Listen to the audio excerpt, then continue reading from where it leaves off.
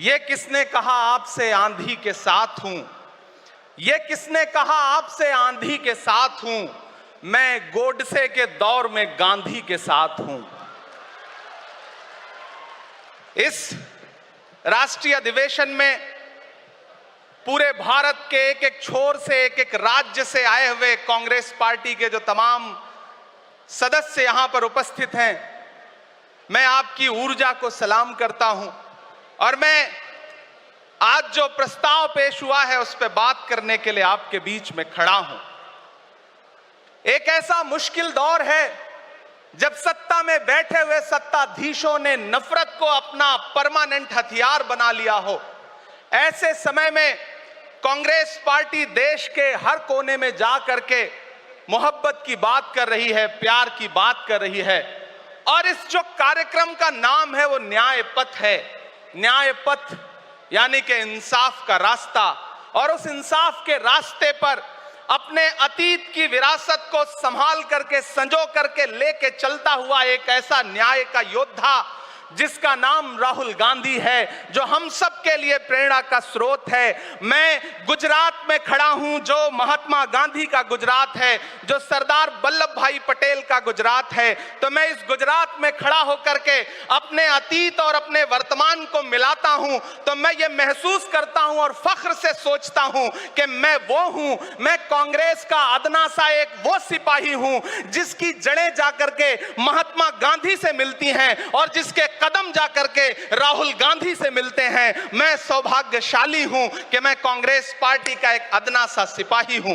साथियों, मैं कोई लंबा चौड़ा भाषण करने के लिए नहीं खड़ा हूं, बस आपसे यह कहना चाहता हूं, ये जो न्याय का पथ है, हम सब इस न्याय के पथ पर चलने के लिए संकल्पित हैं। हमारा समर्पण इस न्याय के पथ के लिए है, हमारा संघर्ष इस न्याय के पथ के लिए है। मेरे भाई शशि थरूर जी बोल रहे थे, सचिन पायलट जी ने बोला, हमारी बहन गेनी बहन ने बोला, उसके बाद इमरान बोल रहा है। इन चार नामों में ही आप ये पाएंगे कि उत्तर से लेकर के, दक्षिण से लेकर के, गुजरात से लेकर उत्तर प्रदेश तक कांग्रेस यही तो है। कांग्रेस यही तो है, देश को समेटने और एकजुट करने का नाम कांग्रेस है।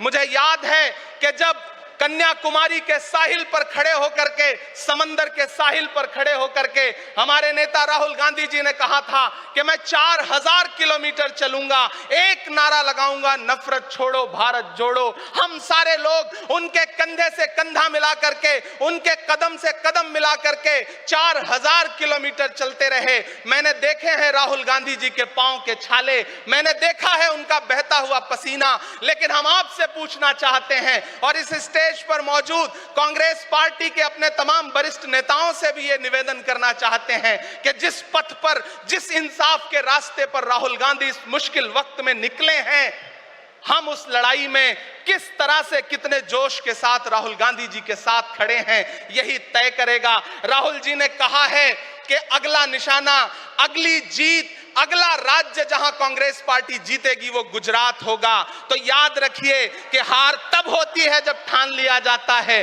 हार तब होती है जब मान लिया जाता है, जीत तब होती है जब ठान लिया जाता है। अगर हमने ठान लिया कि जहां से आज सत्ता के शीर्ष पर बैठे हुए लोग नफरत परोसने का काम कर रहे हैं, असमानता का काम कर रहे हैं, संस्थाओं को कुचलने का काम कर रहे हैं, उनके खिलाफ अगर हमने उन्हीं जड़ों में जाकर के मेहनत की, हिम्मत दिखाई, तो मुझे पूरा यकीन है कि जिस तरह अंग्रेजों के खिलाफ लड़ते हुए कांग्रेस पार्टी ने इस देश को स्वतंत्रता संग्राम के जरिए आजादी दिलाई थी, तो यह लड़ाई भी उस स्वतंत्रता संग्राम से कम नहीं है। उस लड़ाई का नेतृत्व महात्मा गांधी जी कर रहे थे, तो इस लड़ाई का नेतृत्व राहुल गांधी जी कर रहे हैं और हम सारे लोग राहुल गांधी जी के साथ खड़े हैं। हो सकता है कुछ लोग इस सफर में, इस मुश्किल सफर में छोड़ के चले गए हों, उन्हें नजरअंदाज करिए और एक नई पीढ़ी, एक नई ऊर्जा के साथ राहुल जी के साथ खड़ी हो। मैं तो कहना चाहता हूं कि कांटे गुल के साथ नहीं चल सकते हैं, बुज़दिल खुल के साथ नहीं चल सकते हैं। रास्ते में जो छोड़ गया उसे जाने दो,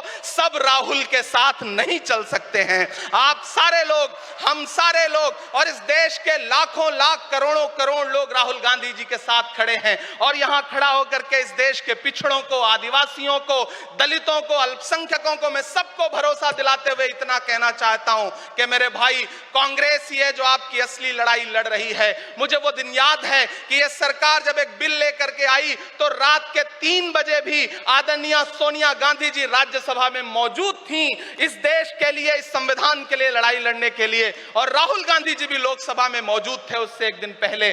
जिस संजीदगी के साथ वो लड़ाई लड़ रहे हैं, हम सारे लोग उनके साथ खड़े हैं। और मैं ज्यादा भाषण नहीं करूंगा, जाते जाते बस आपसे इतना कह के जाना चाहता हूं साथियों कि यह न्याय का पथ और एक छोटी सी कविता, और उस कविता का जो शीर्षक है, उस कविता का जो हीरो है वो मंच पे मौजूद है। मैं चाहता हूं पीछे तक एक बार दोनों हाथ उठा करके तालियां बजाएं। मैं अगले 1 मिनट के कविता सुना करके यहां से आपसे विदा लूंगा। कन्याकुमारी से जो सफर शुरू हुआ था वो अहमदाबाद तक लगातार जारी है और आगे भी जारी रहेगा। और कल ही राहुल जी परसों बिहार से लौटे हैं, तब यह कविता मैं सुनाता हूं कि उदास मौसम बदल रहा है, उदास मौसम बदल रहा है, धुएं का पर्वत पिघल रहा है, दिलों में लावा उबल रहा है। सुबह सुबह जब हुजूम लेकर सफर पे निकले तो यूं लगे है कि जैसे सूरज निकल रहा है। वो चल रहा है, वो चल रहा है। वो कह रहा है कि नफरतों से जो दिल है टूटे मैं जोड़ दूंगा। एक नारा नफरत छोड़ो भारत जोड़ो, एक नारा नफरत के बाजार में मोहब्बत की दुकान खोल ली है। वो कह रहा है कि नफरतों से जो दिल है टूटे मैं जोड़ दूंगा। वो कह रहा है हर एक दरिया हर एक तूफान को मोड़ दूंगा। सुनो सितमगर न समझो डर कर मैं अपने लोगों को छोड़ दूंगा। सितम की गर्दन मरोड़ दूंगा। सितमगरों की हर एक ख्वाहिश हर एक साजिश कुचल रहा है। वो चल रहा है, वो चल रहा है। अंतिम पंक्तियां पढ़ता हूं कि जमाने भर की तमाम माओं ने हाथ उठाकर दुआएं दी हैं। जमाने भर की तमाम माओं ने हाथ उठाकर दुआएं दी हैं। तमाम बच्चों ने इस तपस्वी का माथा चूमा, बलाएं ली हैं। जो नफरतों का जहर भरा है ये बन के शंकर निगल रहा है। वो चल रहा है, वो चल रहा है। मोहब्बतों की किताब लेकर लबों पे अपने गुलाब लेकर, मोहब्बतों की किताब लेकर लबों पे अपने गुलाब लेकर, सुनहरे रंगों का ख्वाब लेकर वो आया है इंकलाब लेकर। बलाएं रास्ता बदल रही हैं, फजाएं खुशबू में ढल रही हैं। ये नफरतों का निजाम बदले, हिकारतों का कलाम बदले। अगर ये रहबर नहीं बदलते तो अपना लहजा अवाम बदले। अंधेरे बेचैन दिख रहे हैं, कोई जो है इस अंधेरी शब में मशाल की तरह जल रहा है। वो चल रहा है, वो चल रहा है, वो चल रहा है। बहुत बहुत आप सबको धन्यवाद दूंगा।